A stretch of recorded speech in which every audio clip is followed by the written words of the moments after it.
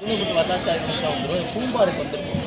பூம்பாறை கோயில் வந்து குழந்தைகளை சொல்கிற முருகன் கோயில் சொன்னாங்க. நம்ம இப்போ நவபாசம் சொன்னாங்க, தசபாசம் நிறைய நம்ம சோழ காலத்து அதுக்கான கல்வெட்டு சுவரை அதை பற்றி அவங்க விரிவான விளக்கங்கள் சொன்னால் நம்ம வந்து உண்மையிலே வரலாற்று ஆய்வு நடுவம் சார்பாக நம்ம மெயினாக தொல்லியலில் தான் கான்சன்ட்ரேட் பண்ணுறோம்.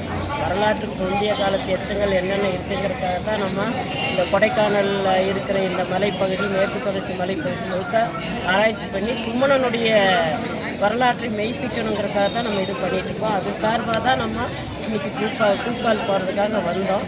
வழியில் வந்து குழந்தை வேலை இதை சாமியை வந்து இங்கே பூம்பாறையில் பார்க்குறோம். எல்லோரும் சொல்கிறது போகர் வந்து இந்த சிலையையும் பழனியில் இருக்கக்கூடிய முருகன் சிலையையும் செய்தார்.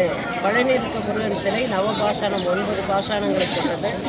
பூம்பாறையில் இருக்க முருகன் சிலை தசபாஷாணம் 1 அதிகமாக சேர்த்து 10 பாஷாணங்களை கொண்டு அமைக்கப்பட்டது தான் இன்று வரை மக்களுடைய நம்பிக்கை. இதை வந்து மக்கள் வந்து அதில் கிடைக்கிற அந்த சந்தனம், தீர்த்தம் எல்லாத்தையும் வந்து ஒரு மருந்தாக உட்கொள்கிறாங்க.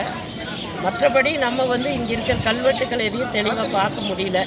கல்வெட்டு புத்தகங்களில் ஏதாவது பப்ளிஷ் ஆகியிருந்தால் அதை பதிவு பண்ணதை நம்ம பார்த்துருக்கோம். இப்போ கல்வெட்டுகள் பார்க்க முடியல.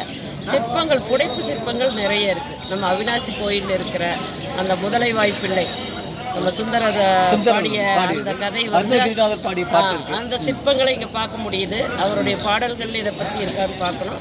அருணகிரிநாதரோட திருப்புகளில் இந்த பூம்பாறை பாடப்பட்டிருக்கிறது மிக ஒரு பழமையான ஒரு இடம். அதுவும் மலை மேல் அமர்ந்திருக்கிற குன்றிருக்கும் இடமெல்லாம் குமரன் இருப்பான்னு நம்ம இப்போ வந்து குன்றிருக்கும் இடமெல்லாம் குமரனுடைய இடம்னு ஆராய்ச்சி பண்ணிட்டு இருக்கோம். இதை இணைத்து பார்க்குற ஆராய்ச்சிக்கு இது உதவிகரமாக இருக்குன்னு நினைக்கிறேன்.